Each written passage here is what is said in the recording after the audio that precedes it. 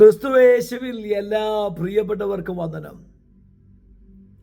കഴിഞ്ഞ ദിനം ലോകമെമ്പാടും യേശുക്രിസ്തുവിൻ്റെ തിരുപ്പിറവി ആഘോഷിച്ചെങ്കിൽ ഇന്ന് ദൈവത്തിൻ്റെ ആത്മാവ് നമ്മോട് ഇടപെടുന്ന ദൈവത്തിൻ്റെ ശബ്ദം 89 സങ്കീർത്തനത്തിൻ്റെ 17 തിരുവചനത്തെ ആധാരമാക്കി യദൂദാനാൽ എഴുതപ്പെട്ട അനുഗ്രഹീതമായ സങ്കീർത്തനം വിളിച്ചു പറയുന്നത്, നീ അവരുടെ ബലത്തിൻ്റെ മഹത്വമാകുന്നു, നിന്റെ പ്രസാദത്താൽ ഞങ്ങളുടെ കൊമ്പ് ഉയർന്നിരിക്കുന്നു. ദാവീദിനോട് ചേർന്നുള്ള ധ്യാനത്തെ ആസ്പദമാക്കി യദൂദാൻ പറയുകയാ,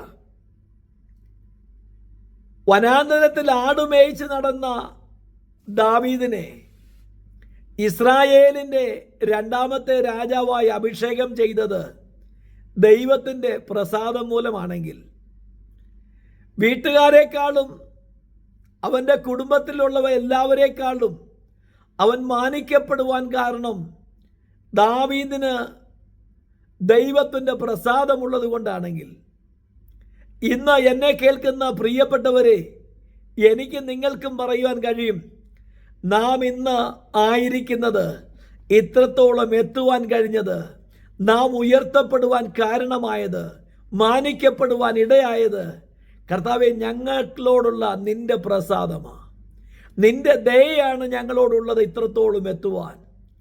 ദാവീദ് തൻ്റെ ജീവിതത്തിൽ പറയുന്നത് നമുക്കറിയാം, യഹോവേ, ഇത്രത്തോളം എന്നെ കൊണ്ടുവരുവാൻ ഞാനും എൻ്റെ പ്രതിഭവനും എന്തുള്ളൂ എന്ന് പറയുന്നെങ്കിൽ, തിരിഞ്ഞു നോക്കിക്കേ, 2025 ആരംഭിച്ചപ്പോൾ നമ്മോട് കൂടെ യാത്ര തുടങ്ങിയ പലരും ഇന്ന് ലോകത്തിലില്ലാതെ മാറ്റപ്പെട്ടെങ്കിൽ, എന്നെയും നിങ്ങളെയും ആരോഗ്യത്തോടെ, ബലത്തോടെ, സന്തോഷത്തോടെ ഒരു ദിനം കൂടെ കാണുവാൻ ഇടയാക്കിയത് ദൈവത്തിൻ്റെ പ്രസാദമാണെങ്കിൽ, ദൈവം നമ്മെ മാനിച്ച് ഉയർത്തി വഴി നടത്തിയത്, അവന് നമ്മോട് കരുണ തോന്നിയത് അവന് നമ്മോടുള്ള പ്രസാദം മൂലമാണെങ്കിൽ, ദൈവ പൈതലെ നിഗളിക്കാതെ ദൈവ തിരുമുഖം അന്വേഷിക്കുന്നവരായി മാറുക.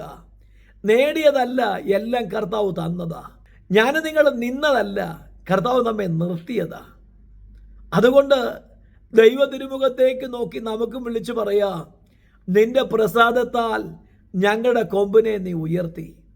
യോഗ്യതയൊന്നും പറയാനില്ല, കഴിവുമില്ല പറയുവാൻ, പക്ഷെ നിർത്തിയത് കർത്താവേ നിന്റെ പ്രസാദം മൂലമാ. ഞാൻ ഉൽപ്പന്ന സംവത്സരം മിസ്രൈമിൽ കിടന്ന് അയ്യം വിളിച്ച, നിലവിളിച്ച ജനത്തിൻ്റെ നിലവിളിയും കണ്ണുനീരും കണ്ട് അവരെ പുറത്തു കൊണ്ടുവന്നത്, അവർക്ക് പാലും തേനും ഒഴുകുന്ന ദേശം കൊടുത്തത് നിന്റെ പ്രസാദം മൂലമാണെങ്കിൽ, കർത്താവേ, ഞങ്ങളുടെ കുടുംബത്തെ, തലമുറകളെ, പ്രിയപ്പെട്ടവരെ, സഹോദരങ്ങളെ, ഞങ്ങളെ ഇത്രത്തോളം മാനിച്ചത് നിന്റെ പ്രസാദം മൂലമാണെന്ന് ദൈവത്തോട് ഉറക്കം പറയുന്നവരും ദൈവത്തിന് മഹത്വം കൊടുക്കുന്നവരുമായി മാറുവാൻ കർത്താവ് എന്നെയും നിങ്ങളെയും ആഹ്വാനം ചെയ്യുമ്പോൾ, ലോകത്ത് ഞാൻ നിങ്ങൾ കണ്ടിട്ടുണ്ട്, അല്പം ഉയർച്ചയോ പദവിയോ ഒക്കെ വന്നു കഴിഞ്ഞാൽ വന്ന വഴികളൊക്കെ മറന്ന് പിന്നെ അഹങ്കാരത്തിൻ്റെയും ദൈവഹിതമല്ലാത്ത വഴികളിലുമൊക്കെ പോകുന്നവരെ കണ്ടിട്ടുണ്ടെങ്കിൽ, ദൈവം നമ്മെ നടത്തിയ